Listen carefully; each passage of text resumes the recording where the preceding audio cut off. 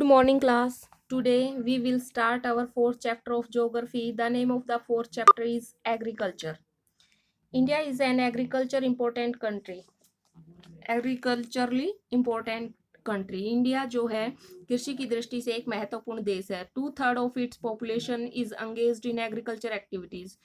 2/3 2/3 का मतलब है 2/3 जो पॉपुलेशन है वो कृषि के कार्यों में लगी हुई है।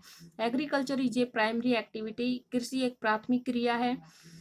Which produce most of the food that we consume, जो अधिकतर फूड प्रोड्यूस करती है जिसका हम उपभोग करते हैं।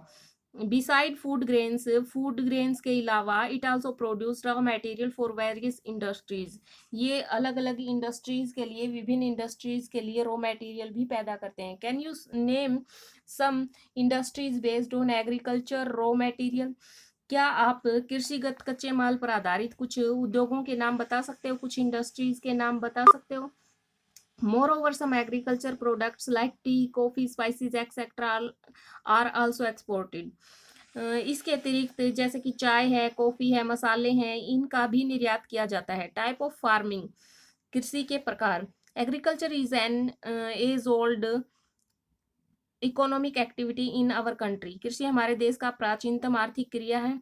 Over these years cultivation method have change significantly depending upon the characteristics of the physical environment, technologically known how and socio culture practices.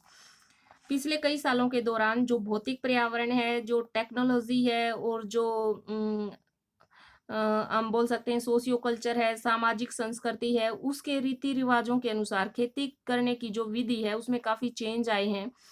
Farming varies from subsistences to commercial type, और जीवन निर्वाह खेती से लेकर वाणिज्य खेती तक कृषि के जो हैं कई प्रकार हैं, अलग अलग कई प्रकार हैं। At present in the different part of India the following farming system are practised, और वर्तमान समय में भारत के विभिन्न भागों में निम्नलिखित प्रकार के कृषि तंत्र अपनाए गए हैं।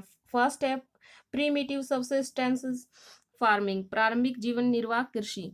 This type of farming is still practised in few pockets of India. इस प्रकार की जो कृषि है भारत के कुछ भागों में अभी भी की जाती है।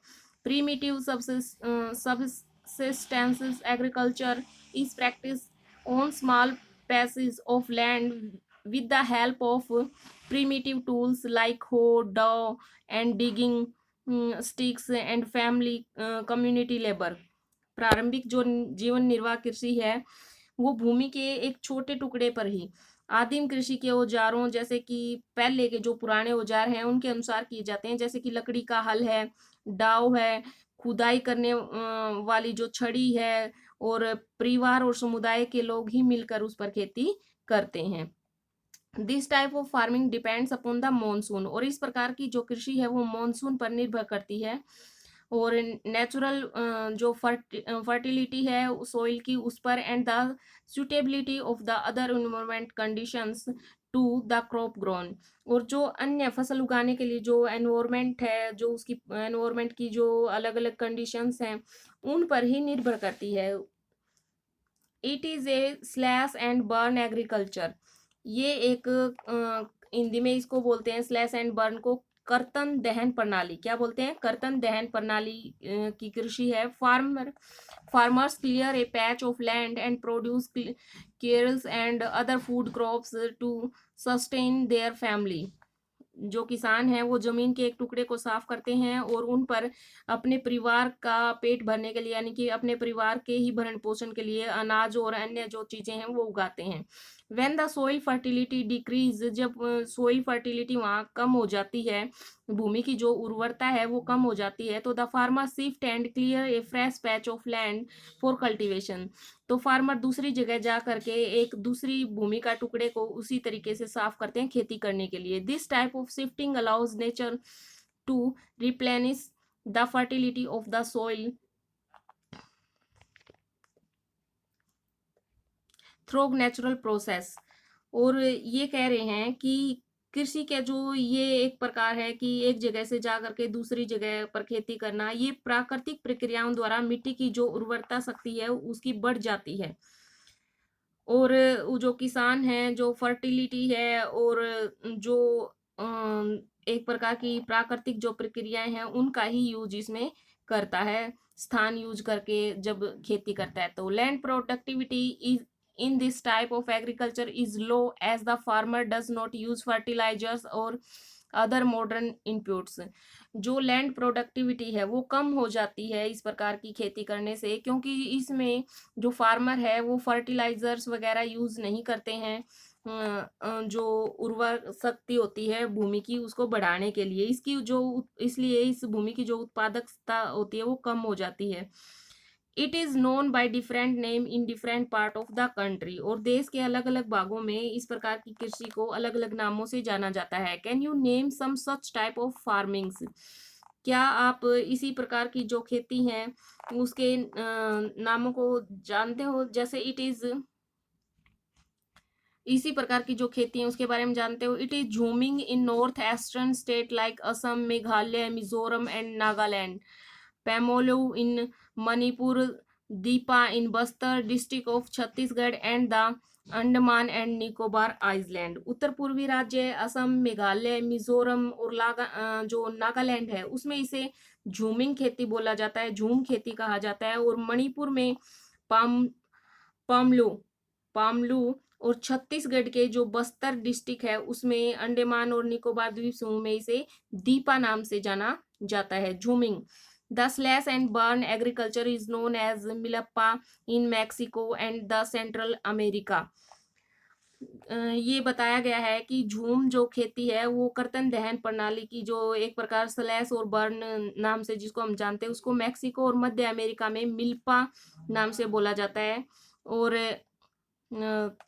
कोनुको कोनुको इन वेंजुलिया वेंजुलिया में कोनुको के नाम से, और रोका इन ब्राजील, रोका के नाम से ब्राजील में, मैसोल के नाम से सेंट्रल अफ्रीका में, और बोला जाता है ladang ladang in Indonesia and रे इन वियतनाम, और रे के नाम से वियतनाम में इसे जाना जाता है। In India this primitive form of cultivation is called bewar और दहिया इन मध्य प्रदेश।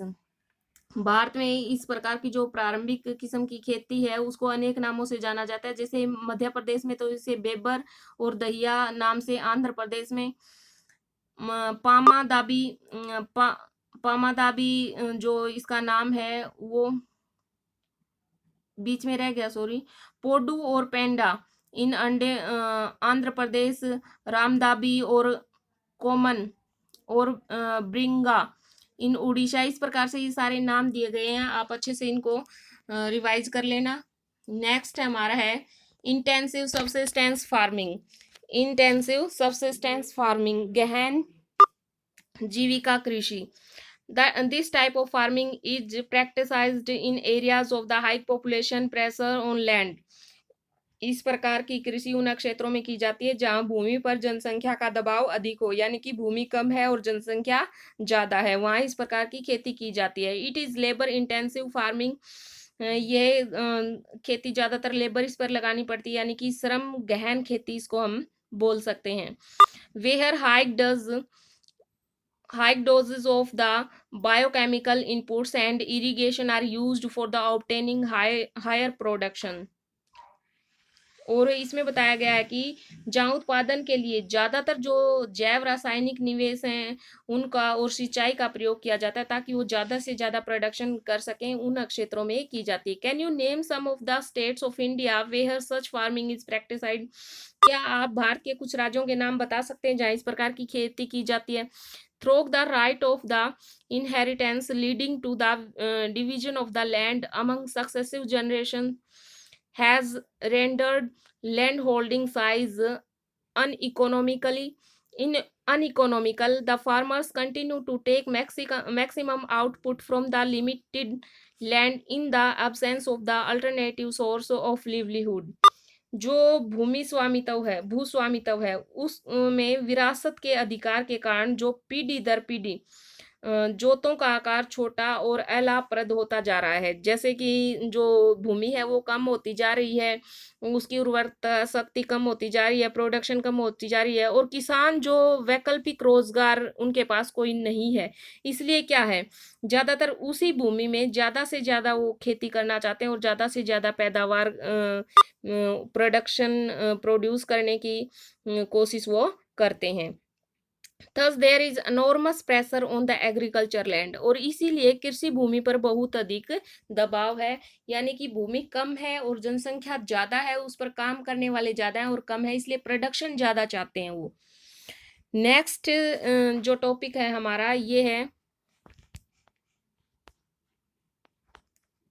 कमर्शियल फार्मिंग का। कमर्शियल फार्मिंग को हम हिंदी में बोलते हैं वाणिज्यिक कृषि। The main characteristic of this type of farming is the use of higher doses of modern inputs, higher yielding variety HYV seeds, जिसको बोलते हैं high yielding variety HY seeds, chemicals, fertilizers, insecticides and the pesticides in order to obtain higher productivity. इस प्रकार की जो कृषि है उसका मुख्य लक्ष्य ये होता है कि आधुनिक जो निवेश है, जैसे कि अधिक पैदा देने वाले जो बीज हैं उनका प्रयोग करते हैं, जो रासायनिक उर्वरक हैं उनका ज़्यादा प्रयोग किया जाता है, कीटनाशकों का ज़्यादा प्रयोग करता है, ताकि ज़्यादा से ज़्यादा पैदावार वो ले सकें उससे। The degree of Qamar commercialization of the agriculture varies from one region to another. For example, rice is a commercial crop in Haryana and Punjab, but in Orissa it is a subsistence crop. कृषि के जो वाणिज्यिक का स्तर है वो विभिन्न प्रदेशों में अलग अलग है। जैसे कि हरियाणा और पंजाब में जो राइस की खेती है वो एक वाणिज्यिक फसल है, एक कमर्शियल फसल है, लेकिन उड़ीसा में वो एक जीविका फसल है, यानी कि उसका इतना ही यूज बोई जाती है जितना कि वो कंजप्शन कर सकें फैमिली उनकी। Can you give some more example of crops which may be commercial in the one region and the may provide subsistence in another region? क्या आप उन फसलों के कुछ और उदाहरण दे सकते हैं जो एक प्रदेश में तो कमर्शियल क्रॉप है और दूसरे प्रदेश में वो क्या है, सिर्फ सब्सिस्टेंस क्रॉप है? इसके बारे में बताया गया है आगे। Plantation is also a type of commercial farming. जो प्लांटेशन है, जो रोपण कृषि है, वो एक प्रकार की वाणिज्यिक खेती मानी जाती है। इन this type of farming a single crop is grown on a large area. इस प्रकार की खेती में लंबे चौड़े खेत में सिर्फ एक ही फसल उगाई जाती है, लंबे चौड़े क्षेत्र में केवल एक ही फसल उगाई जाती है। The plantation has an interface of agriculture and industry. Plantation cover large tracts of land using capital intensive inputs with the help of migrant laborers. रोपण जो कृषि है और उद्योग और कृषि के बीच में एक प्रकार की इंटरफेस बोल सकते हैं, अंतरापृष्ठ है। रोपण कृषि व्यापक क्षेत्र में की जाती है, जो कि क्या होती है, जहाँ काम करने वाले ज्यादा हो, मजदूर ज्यादा हो और अत्यधिक पूंजी उस पर लगा सकें वो। All the produce is used as a raw material in the respective industries. और इसे सारा जो उत्पादन किया जाता है उसको कच्चे माल के रूप में, रॉ मटेरियल के रूप में इंडस्ट्रीज में यूज किया जाता है। In India tea, coffee, rubber, sugar cane, banana etcetera are important plantation crop. India में चाय, कॉफी, रबर, गन्ना, केला आदि ऐसी ही फसलें हैं जो क्या है, एक प्रकार की प्लांटेशन क्रॉप्स जो हैं। Tea in Assam and the north Bengal, coffee in Karnataka are some of the important plantation crops grown in these states. Assam और उत्तरी बंगाल में चाय, कर्नाटक में कॉफी, और वहाँ की जो मुख्य रोपण फसलें हैं ये। Since the production is mainly for market, a well developed network of transport and communication connecting the plantation areas, processing industries and market plays an important role in the development of plantation. जो रोपण कृषि है उसमें उत्पादन बिक्री के लिए एक प्रकार की क्या है, ट्रांसपोर्टेशन भी अच्छी होनी चाहिए, और जो परिवहन और संचार से जुड़ी हुई व्यवस्थाएं हैं वो भी अच्छी होनी चाहिए, और मार्केट का तो बहुत ही इम्पोर्टेंट रोल है इसमें। So students, next cropping pattern के बारे में हम कल करेंगे। आज हमने इसके बारे में किया है। अपने साथ साथ नोट्स तैयार करते रहिए और रिवाइज करते ये रहिए। ये लेसन आपके फर्स्ट टर्म एग्जाम में आएगा। Thank you, have a nice day.